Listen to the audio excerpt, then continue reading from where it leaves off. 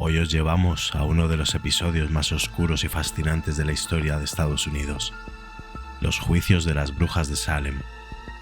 Vamos a hablar sobre los hechos históricos, curiosidades escalofriantes y, para terminar, un relato ficticio de terror basado en estos eventos que no debes perderte. Así que acomódate, apaga las luces y prepárate para un viaje al pasado. Empezamos. Todo comenzó en el año 1692 en la pequeña localidad de Salem, Massachusetts. En un contexto de superstición y temor religioso, un grupo de niñas, entre ellas Betty Parris y Abigail Williams, comenzó a tener comportamientos extraños, como convulsiones, gritos y trance.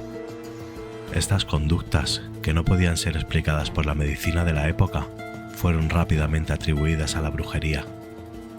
Las niñas acusaron a varias personas de la comunidad de practicar artes oscuras, desatando una verdadera caza de brujas que llevó a la detención y ejecución de 20 personas, mientras que muchas más fueron encarceladas y sometidas a torturas. Pero, ¿cómo llegamos a este punto? La sociedad puritana de la época tenía una visión muy estricta y religiosa del mundo. Cualquier desviación de la norma era vista como sospecha. Además, factores como la reciente guerra con los nativos americanos, enfermedades y tensiones económicas crearon un ambiente de paranoia. Las creencias religiosas intensificaron el miedo a lo desconocido y a lo sobrenatural. Las autoridades religiosas y civiles consideraban que la brujería era una amenaza real y tangible, lo que llevó a medidas extremas para erradicarla. Las acusaciones comenzaron con 3 mujeres: Tituba, una esclava de origen caribeño; Sarah Goth, una indigente conocida por su mal genio; y Sarah Osborne, una mujer mayor que rara vez asistía a la iglesia debido a una enfermedad. Tituba, sometida a coacción y tortura, confesó haber practicado brujería y describió visiones de Satanás y espíritus malévolos, lo que alimentó aún más el pánico. Sus confesiones incluían detalles de reuniones con el diablo y otros cómplices, lo que llevó a más acusaciones y detenciones. A lo largo del año, el número de acusaciones aumentó exponencialmente. Las pruebas presentadas en los juicios eran a menudo testimonios de testigos que afirmaban haber visto a los acusados en compañía de Satanás, o pruebas espectrales, donde se decía que los espíritus de los acusados atacaban a las víctimas en sueños. Las confesiones obtenidas bajo tortura y la presión de la histeria colectiva contribuyeron a condenar a muchas personas inocentes. Los juicios fueron conducidos sin pruebas concretas y basados en testimonios dudosos, a menudo de los propios acusadores, quienes eran en su mayoría jóvenes y miembros de la comunidad. La falta de un proceso judicial justo y el uso de métodos de tortura como la prueba del agua reflejan la desesperación y el miedo de la época. Finalmente, en septiembre de 1692, el gobernador de Massachusetts, William Phips, intervino. Al darse cuenta de la injusticia y el caos que los juicios habían causado, prohibió nuevas detenciones y liberó a muchos de los prisioneros. La intervención del gobernador marcó el fin de la caza de brujas, pero el daño ya estaba hecho. Muchas familias habían sido destrozadas y la comunidad de Salem quedó marcada por la tragedia. Las familias de las personas ejecutadas tardaron años en recibir algún tipo de compensación o disculpa oficial del estado de Massachusetts. No fue hasta 1957 que se emitió una disculpa formal. El legado de los juicios de Salem perdura hasta hoy como una advertencia sobre los peligros de la historia colectiva, la intolerancia y la injusticia. Este oscuro capítulo de la historia estadounidense nos recuerda la importancia de la racionalidad, el debido proceso y la protección de los derechos individuales frente a la paranoia y el fanatismo.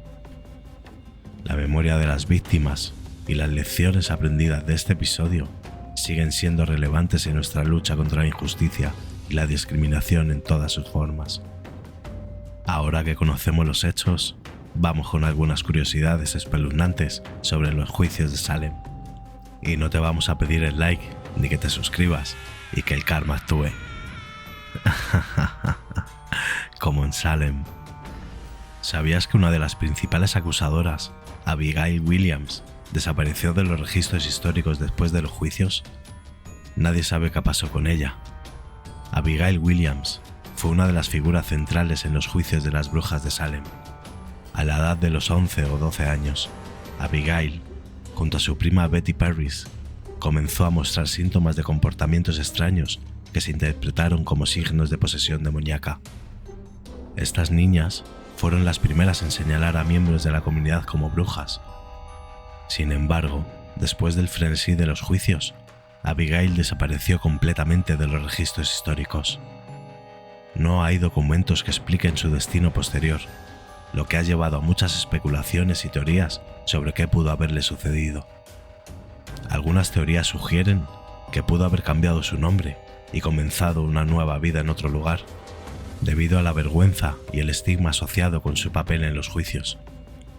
Otras hipótesis apuntan a que pudo haber sufrido un colapso mental debido al peso de su culpabilidad y las atrocidades que ayudó a cometer, llevándola a vivir en el anonimato o incluso a su muerte prematura. Este enigma ha fascinado a historiadores y entusiastas de lo paranormal durante siglos. La desaparición de Abigail Williams añade una capa de misterio y oscuridad a los ya tétricos eventos de Salem.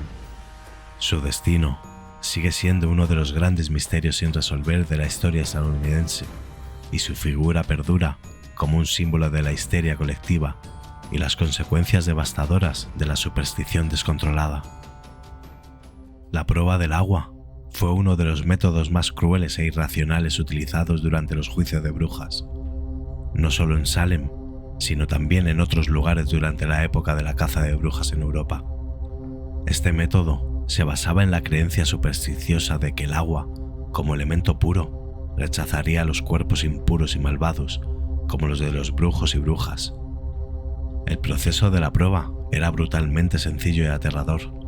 El acusado era atado con cuerdas y luego lanzado a un cuerpo de agua, como un río o un lago. Si la persona flotaba, se consideraba una señal de que el agua la había rechazado, confirmando así su culpabilidad como brujo o bruja. Por otro lado, si la persona se hundía, era considerada inocente, ya que el agua la había aceptado. Sin embargo, en muchos casos, los acusados que se hundían no podían ser rescatados a tiempo y morían ahogados, convirtiendo la prueba en una sentencia de muerte en sí misma. Este método, como muchos otros de la época, carecía de cualquier fundamento científico racional. La crueldad de la prueba del agua y su lógica perversa ilustran el grado de desesperación y paranoia que caracterizó a los juicios de las brujas. La práctica de la prueba del agua finalmente fue abandonada, pero su legado persiste como un recordatorio de las peligrosas consecuencias de la superstición. Los juicios de Salem y otros eventos similares nos enseñan la importancia de la justicia, la razón y la compasión en nuestras acciones y creencias. Giles Corey era un granjero de Salem que, a la edad de 81 años, se vio envuelto en los infames juicios de brujas. Corey era conocido por su carácter firme y decidido, y este temperamento fue crucial en los últimos días de su vida. Cuando Giles fue acusado de brujería en abril de 1692, decidió no declararse culpable ni inocente.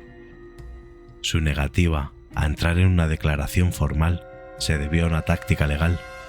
Bajo la ley inglesa de la época, sin un acusado no se declaraba, no podía ser juzgado ni condenado formalmente, lo que permitiría que su propiedad fuera heredada por su familia y no confiscada por el Estado. Corey estaba determinado a proteger su legado para sus seres queridos. Para forzar a Corey a declarar, los jueces recurrieron a una forma de tortura conocida como peine forte dure. Este método consistía en colocar al acusado en el suelo y apilar pesadas piedras sobre su cuerpo, añadiendo más peso gradualmente, en un intento de quebrar su voluntad. El 19 de septiembre de 1692, Giles Corey fue sometido a esta brutal tortura en un campo cercano a la cárcel de Salem. Durante 2 días, soportó el insoportable dolor de las piedras aplastando su cuerpo. A pesar de la agonía, Corey se mantuvo en silencio, negándose a ceder. Sus últimas palabras, según los relatos, fueron «más peso». Un desafío final a sus torturadores y una demostración de su increíble fortaleza y resolución. La muerte de Giles Corey no solo fue un acto de resistencia personal, sino que también tuvo un impacto significativo en la percepción pública de los juicios de Salem. Su trágico destino resaltó la injusticia y la brutalidad de los procedimientos, contribuyendo a un creciente escepticismo y eventual arrepentimiento entre los habitantes de Salem y más allá. La figura de Giles Corey ha perdurado en la historia como un símbolo de coraje y resistencia frente a la presión. A través de su sacrificio, Corey aseguró que su familia pudiera mantener sus tierras y propiedades, y su legado sigue vivo como un testimonio de la capacidad humana para enfrentar la injusticia con dignidad y valentía. A continuación, vamos a narrar el escalofriante relato que se produjo al finalizar dichos juicios, una historia que te dejará de piedra, así que no te vayas o te perderás algo impresionante, y si no te gusta, nos lo haces saber en los comentarios, aunque lo ponemos en duda. Era una noche oscura y tormentosa en Salem. Los vientos aullaban entre las ramas desnudas de los árboles, y la luna apenas asomaba entre las nubes, iluminando débilmente el camino que Elizabeth, una joven de la aldea, recorría con prisa. Después de una larga jornada de trabajo, su único anhelo era llegar a casa, aunque sabía que no debía estar fuera tan tarde. Las historias y leyendas de brujas y fantasmas resonaban en su mente, pero no había tenido opción. Elizabeth avanzaba con pasos rápidos y decididos, pero el miedo empezaba a invadir su corazón. De repente, un murmullo helado acarició su oído. Se detuvo en seco, paralizada por el terror, y miró a su alrededor, pero no vio a nadie. Aceleró el paso, el corazón latiendo con fuerza en su pecho. Cada sombra parecía ocultar un peligro, y cada sonido se transformaba en una amenaza. Al girar la esquina, divisó a una figura encapuchada parada bajo un árbol. La figura levantó la cabeza lentamente, y en el destello de un rayo, Elizabeth vio un rostro que no olvidaría jamás, el de Tituba. La esclava caribeña que había sido ejecutada meses atrás, ahora parecía estar más viva que nunca. Sus ojos, vacíos de toda humanidad, reflejaban una malicia indescriptible. Tituba avanzó un paso, y Elizabeth sintió como sus piernas se debilitaban.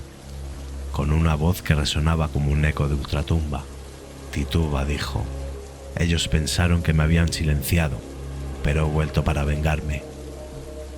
Elizabeth retrocedió, pero Tituba extendió una mano esquelética y un humo negro comenzó a envolverla. Elizabeth gritó, pero el sonido fue tragado por la tormenta. En su último esfuerzo, corrió hacia la iglesia, el único lugar donde creía que estaría a salvo. Sus pies apenas tocaban el suelo, impulsados por el terror más puro. Sin embargo, al llegar a la puerta, esta se cerró de golpe ante ella. Elizabeth golpeó desesperada, pero la puerta no cedió. Tituba apareció de nuevo, esta vez más cerca, y sus ojos brillaban con una luz sobrenatural. «Todos aquellos que participaron en mi condena pagarán con su sangre», murmuró. Elizabeth sintió como si un peso invisible la aplastara contra el suelo. La oscuridad la envolvió, y justo antes de perder la conciencia, escuchó las campanas de la iglesia sonando, anunciando la medianoche. La mañana siguiente llegó con una inquietante calma. Los aldeanos encontraron el cuerpo de Elizabeth frente a la iglesia, con una expresión de terror congelada en su rostro. Nadie podía explicar lo que había pasado, pero desde esa noche todos evitaban salir después del anochecer, temerosos de encontrar a la vengativa Tituba. El párroco de la iglesia, el reverendo Parris, fue el primero en sospechar que algo sobrenatural acechaba en Salem. Conocía bien las leyendas y los rumores, pero nunca había creído en ellos hasta ahora. Decidió investigar por su cuenta y buscar respuestas en los antiguos libros de la Iglesia. Entre las páginas polvorientas de un viejo grimorio, encontró referencias a rituales de venganza y espíritus perturbados. Descubrió que los condenados injustamente podrían regresar desde el más allá para reclamar justicia. Mientras leía, un escalofrío recorrió su espalda al darse cuenta de que Tituba podría ser uno de esos espectros vengativos. Esa noche, el reverendo Parris, decidido a enfrentar sus temores, se adentró en el bosque, siguiendo las antiguas señales y símbolos que habían encontrado en el grimorio. El aire estaba cargado de una energía densa y opresiva. Cada paso que daba lo acercaba más a una presencia invisible, pero tangible. El aire se volvió gélido y un murmullo helado resonó entre los árboles. «Reverendo Parris», llamó una voz, resonando desde todas direcciones. «Fuiste tú quien me traicionó. Fuiste tú quien permitió que me condenaran». El reverendo sintió un nudo en la garganta. Sabía que enfrentarse a Tituba podría ser su fin, pero debía intentarlo. «Tituba, no busco tu daño, solo quiero entender», dijo con voz temblorosa. La figura de Tituba emergió de las sombras, su rostro distorsionado por la ira y el dolor. «Entender no te salvará», murmuró ella, levantando una mano cubierta de sombras. «Todos deben pagar». El reverendo Parris sintió una fuerza invisible apretando su pecho, robándole el aliento. Las sombras lo rodearon y en su mente, imágenes de los juicios pasaron como un torbellino.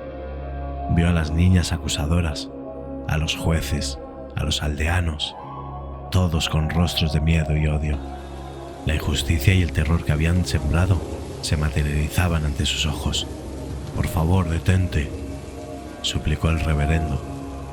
Había miedo y confusión, nadie sabía qué hacer, pero Tituba no mostró piedad.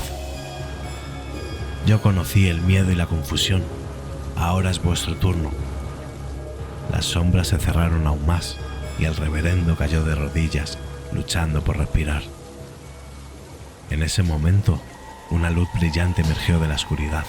Era Ann Putnam, una de las niñas que había acusado a Tituba. «Perdónanos», imploró Ann, sus ojos llenos de lágrimas. «No sabíamos lo que hacíamos, estábamos asustadas». La figura de Tituba se detuvo y miró a Ann con una mezcla de odio y compasión. «Fuisteis niños manipulados por el miedo», dijo Tituba con voz más suave, «pero el daño está hecho». Ann cayó de rodillas junto al reverendo, sus lágrimas mezclándose con la tierra. «Haremos todo lo que sea para enmendar nuestros errores. Ayúdanos a encontrar la paz». Las sombras que rodeaban a Tituba comenzaron a disiparse lentamente. «La paz solo llegará cuando la muerte sea conocida y afectada», murmuró. Con un último suspiro, la figura de Tituba se desvaneció, dejando atrás una sensación de calma y alivio. El reverendo Parris y Ann Putnam regresaron a la aldea, decididos a contar la verdad y pedir perdón públicamente. Los aldeanos, al escuchar la historia, comenzaron a comprender la magnitud de sus errores. Con el tiempo, los descendientes de las víctimas recibieron disculpas y compensaciones, y la memoria de los juicios de Salem se convirtió en una lección sobre los peligros del miedo y la intolerancia. Sin embargo, cada año, en la noche de la tormenta, algunos afirmaban escuchar murmullos en el viento y ver sombras moviéndose entre los árboles. Decían que Tituba seguía vigilando, asegurándose de que nunca se olvidara la injusticia cometida en su nombre.